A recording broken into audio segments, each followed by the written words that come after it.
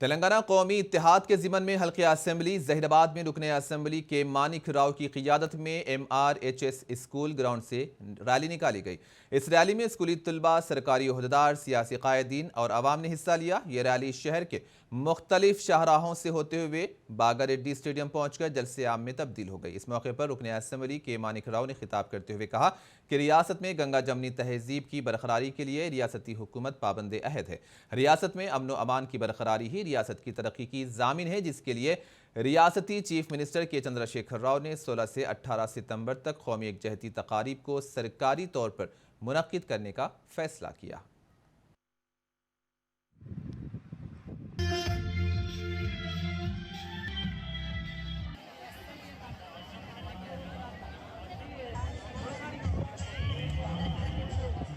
ही तो घर, तू ही बसर, पहचान तू मेरी।